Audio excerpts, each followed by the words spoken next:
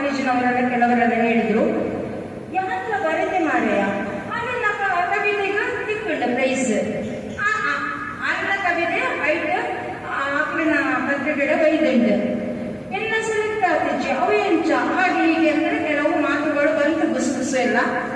ಅವರ ಕವಿತೆಯನ್ನು ಆಯ್ಕೆ ಮಾಡಿದ್ದಾರೆ, ನಮ್ಮ ಕವಿತೆ ಆಯ್ಕೆ ಆಗಿಲ್ಲ ಅಂತ.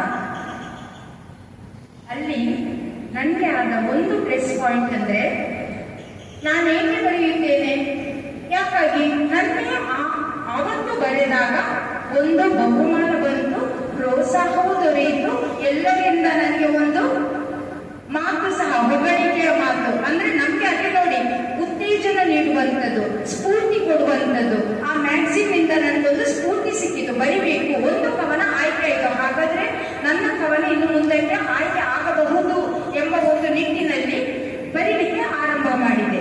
ಹಾಗೆ ನಾನು ಆವಾಗ ಬರೆಯೋದು ನನ್ನ ಹವ್ಯಾಸವಾಗಿತ್ತು, ಸುಮ್ಮನಿರ್ತಿರ್ಲಿಲ್ಲ ನಾನು, ಹಾಗೆ ಬರೀತಾ ಇದ್ದೆ. ಹಾಗಾಗಿ ಒಂದು ಕವನ ಆಯ್ಕೆ ಆಯಿತು, ಆಮೇಲೆ ಇನ್ನೊಂದು ಪ್ರಬಂಧ ಬಂತು,